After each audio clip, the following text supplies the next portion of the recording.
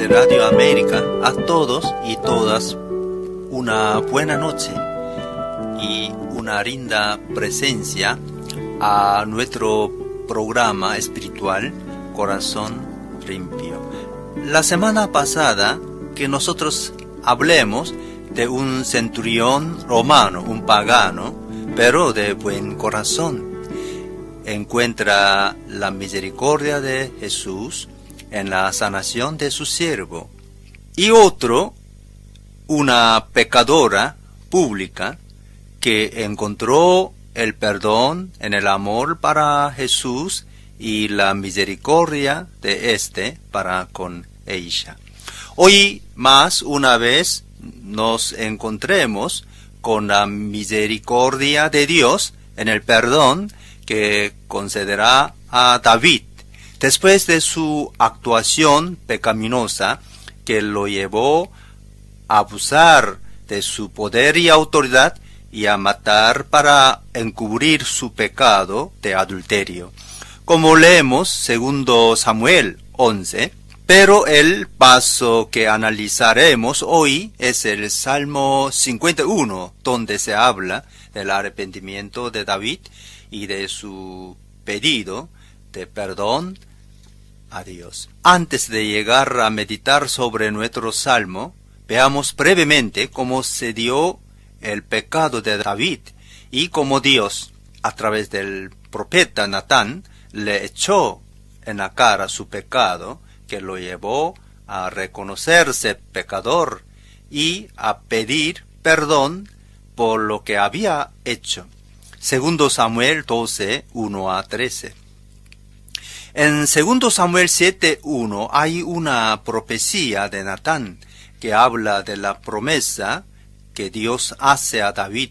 El texto dice que cuando David se estableció en su casa, quería construir una casa de cedro para el Señor, donde cobija el arca del pacto. Pero éste le manda a decir por boca de Natán que será él, el Señor, que edificará una casa para David, una dinastía en la persona de un hijo.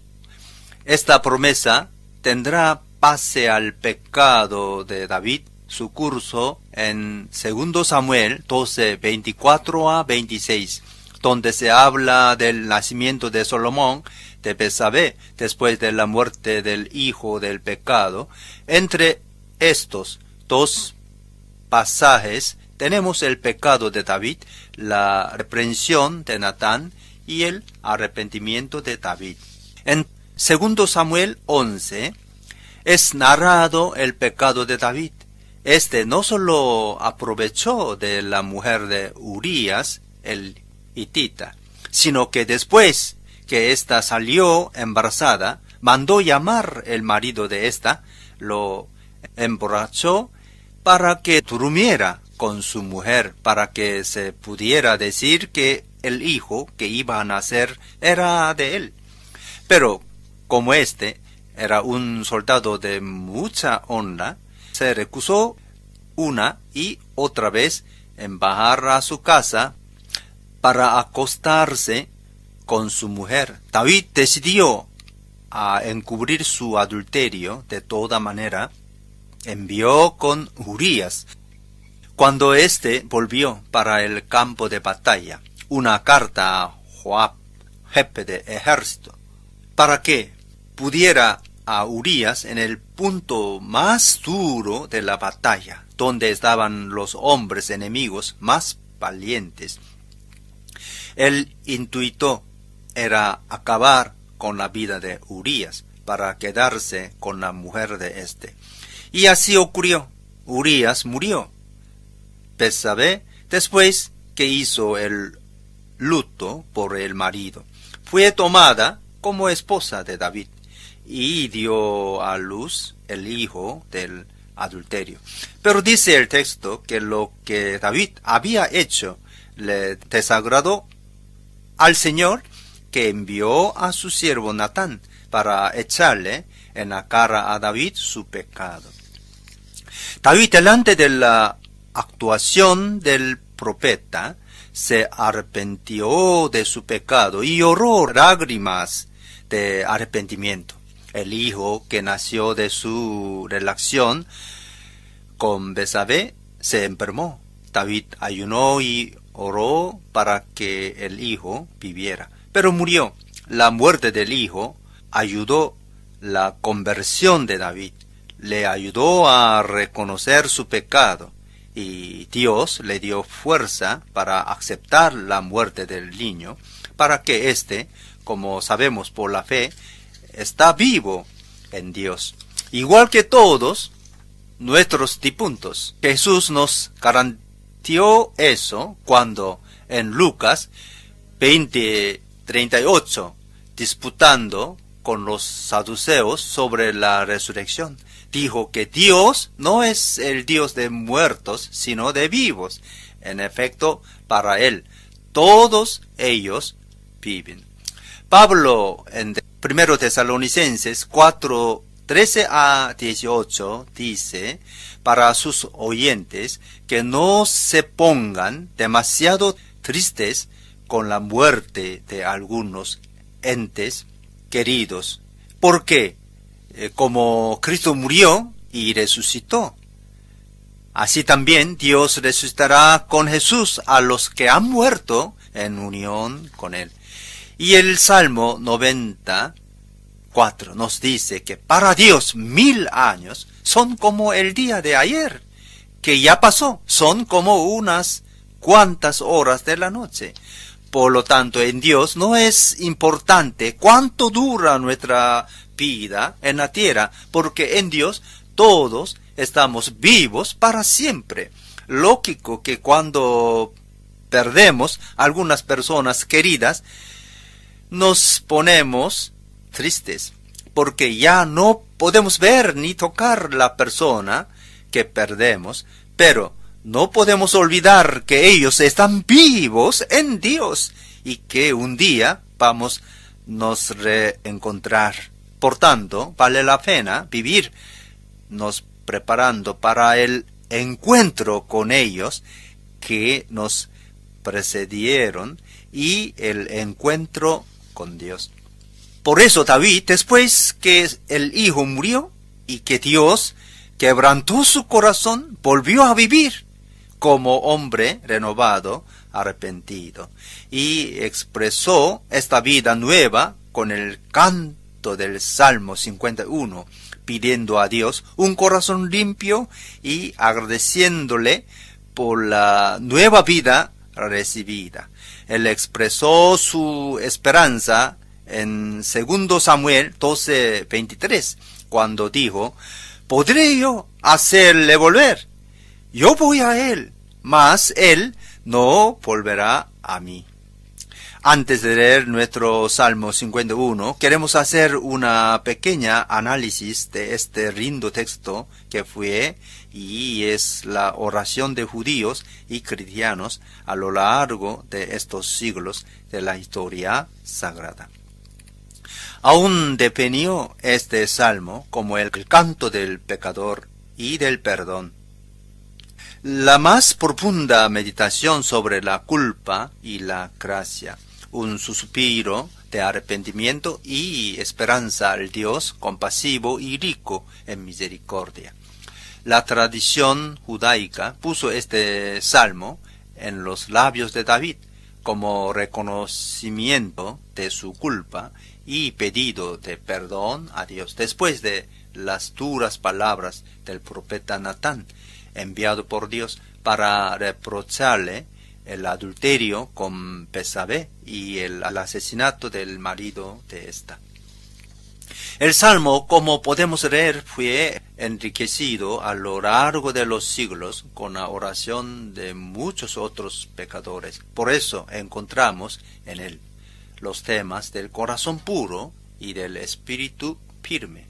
Versículo 12. Según la enseñanza de los profetas Jeremías 31:31-34 y Ezequiel 36:24-28.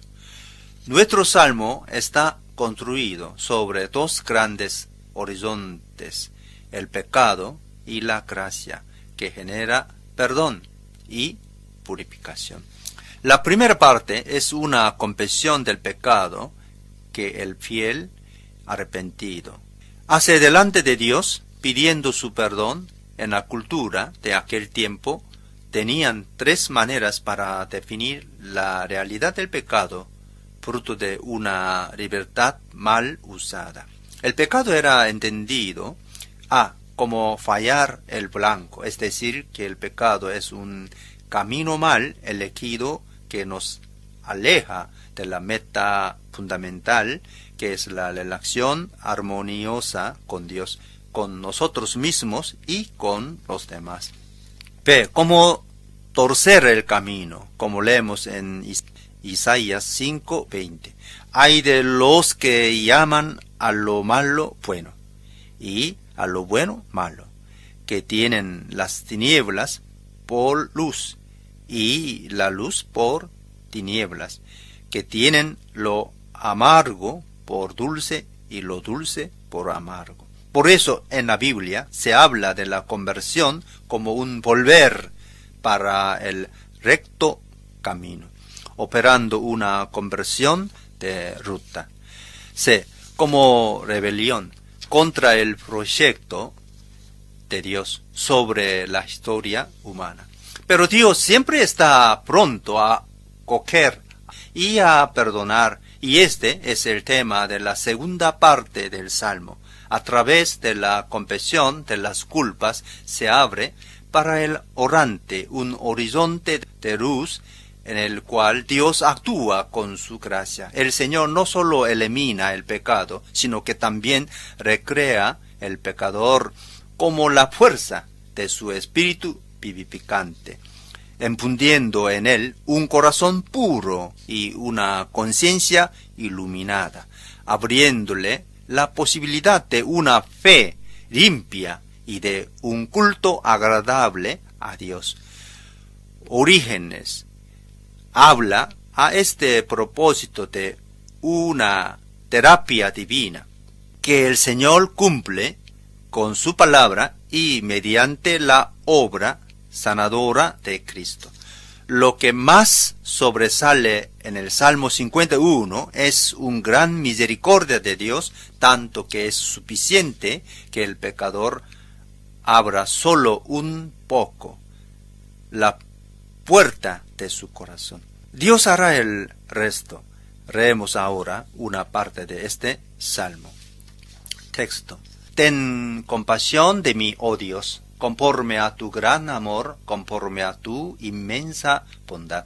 Borra mis transgresiones, rábame de toda mi maldad y límpiame de mi pecado. Yo reconozco mis transgresiones, siempre tengo presente mi pecado. Contra ti he pecado, solo contra ti, y he hecho lo que es malo ante tus ojos. Por eso, tu sentencia es justa y tu juicio irreprochable. Yo sé que soy malo de nacimiento. Pecador me concebió mi madre. Yo sé que tú amas la verdad en lo íntimo. En lo secreto me has enseñado sabiduría. Purifícame con hisopo y quedaré limpio. Lávame y quedaré más blanco que la nieve. Anúnciame gozo y alegría. Infunde gozo en estos huesos que has quebrantado. Aparta tu rostro de mis pecados y borra toda mi maldad. Crea en mí, oh Dios, un corazón limpio y renueva la firmeza de mi espíritu. No me alejes de tu presencia, ni me quites tu Santo Espíritu. Devuélveme la alegría de tu salvación, que un espíritu obediente me sostenga. Así enseñaré a los transgresores tus caminos, y los pecadores se volverán a ti. Dios mío, Dios de mi salvación, líbrame de derramar sangre y mi lengua alabará tu justicia. Abre, Señor, mis labios, y mi boca proclamará tu alabanza. Tú no te deleitas en los sacrificios, ni te complacen los holocaustos. De lo contrario, te los ofrecería. El sacrificio que te agrada es un espíritu quebrantado. Tú, oh Dios, no desprecias al corazón quebrantado y arrepentido. En tu buena voluntad, haz que prospere Sión. Levanta los muros de Jerusalén. Entonces te agradarán los sacrificios de justicia, los holocaustos del todo quemados, y sobre tu altar se ofrecerán becerros. Comento. David, como tenía mucha plata, podía ofrecer muchos sacrificios de animales para agradar a Dios. Él era muy generoso para con Dios. Por ejemplo, dio mucho dinero para preparar el material del templo que será construido por su hijo Salomón.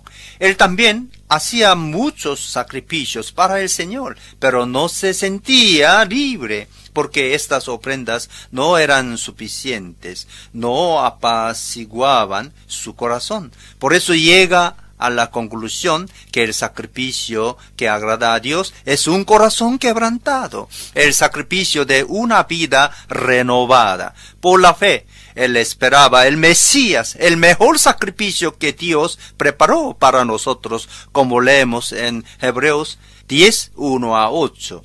Donde se dice que la ley es sólo una sombra de los bienes venideros, no la presencia misma de la realidad futura. Por eso es necesario hacer continuamente sacrificios. Si así no fuera, ya tendrían dejado de hacer sacrificio. Por tanto, solo en Cristo encontramos el sacrificio perfecto. Dios le preparó a un cuerpo para que viniera y asumiera nuestra humanidad y para que ofreciera el sacrificio perfecto que rende inútiles todos los demás. En Hebreos 10, 7 a 7 se dice que David escuchó en oración la voz, porque él también era profeta de Dios y el Hijo único, que hablaban sobre el mejor sacrificio, que no era más de animales, sino la entrega del cuerpo de Cristo, y que éste estaba dispuesto a hacer la voluntad del Padre. En el Salmo 40, 6, 8, leemos el mismo que está escrito en Hebreos 10, 5 a 7. Aquí David, después que escuchó Dios que hablaba, escribió este salmo esperando la venida del Mesías. Podemos decir que David estuvo fiel a la alianza antigua con sus sacrificios de animales y oblaciones, pero con el corazón y la mente abiertos a la venida de la nueva alianza, con la entrega del único sacrificio que se consumió en Cristo Jesús, que entregó su cuerpo como sacrificio perfecto y definitivo al Padre. Hoy nosotros no necesitamos más de ofrecer sacrificio de animales o de otro tipo, sino solo de hacer memoria del único sacrificio de Cristo, y con él y como él ofrecer nuestras vidas como sacrificios de suave perfume al Padre a través del Hijo, por la fuerza del Espíritu Santo, en la obediencia de la fe. En Hebreos 9, 10 a 11 se dice que el sacrificio del Antiguo Testamento consiste en comidas, bebidas, diversas abluciones y ordenanzas acerca de las carnes impuestas, hasta que llegará el tiempo de reformar las cosas, pero estando ya presente Cristo, sumo sacerdote de los bienes venideros, por el más amplio y más perfecto tabernáculo, no hecho por manos humanas, es decir, no de esta creación, ya no hay más necesidades de estas ofrendas. Y el versículo 14 dice que la sangre de Cristo, que mediante el Espíritu eterno se ofreció a sí mismo sin mancha a Dios, limpiará nuestras conciencias de las obras que conducen a la muerte, a fin de que sirvamos al Dios viviente. En Jeremías 17:1 leemos que el pecado de Judá está escrito con el cincel de hierro y punta de diamante, con el corazón del hombre y en los cuernos del altar. Por eso nunca será borrado. Solo en Cristo, la ofrenda perfecta, este pecado encuentra la posibilidad de ser borrado. En Romanos 2:15 leemos que estos, los gentiles, muestran que llevan escrito en el corazón lo que la ley exige, como lo atestigua su conciencia, pues sus propios pensamientos algunas veces los acusan y otras veces los excusan. Y en Apocalipsis 20:12, Juan dice que vi también a los muertos, grandes y pequeños, de pie delante del trono. Se abrieron los libros y luego otro, que es el libro de la vida. Los muertos fueron juzgados según lo que habían hecho, conforme a lo que estaba escrito en los libros. Jeremías dijo que todo está escrito en los cuernos del altar, esto para decir que en el cielo hay un libro donde están escritos todos nuestros hechos. Dios quiere borrar nuestras culpas, pero solo en Cristo podemos apagar nuestros pecados. Él es nuevo altar donde podemos recorrer para que nuestra vida sea ahorrada de la muerte espiritual. Pero hay que creer y confiar en Él. El perdón recibido nos lleva a ser misericordiosos para con los demás. Isaías 1:13, 18. Dice que Dios no quiere vanas ofrendas que son para Él una abominación. Dios convida a acercarse a Él en humildad y arrepentimiento, sin miedo de nuestros pecados, porque blanqueará y renovará nuestra vida. Rindas palabras que nos dan aliento y conforto. Por eso no debemos tener miedo de nuestros pecados, porque si pecamos y reconocemos nuestro pecado con sinceridad y humildad, tenemos un abogado, un defensor, junto del Padre, Jesucristo el justo, porque se entregó como víctima por nuestros pecados, y no solamente para los nuestros, sino por los del mundo entero. 1 Juan 2:2. Esto no quiere decir que debemos pecar sin problemas. Por el contrario, debemos luchar contra toda forma de pecado, porque éste nos separa de nosotros mismos, de los demás y de Dios.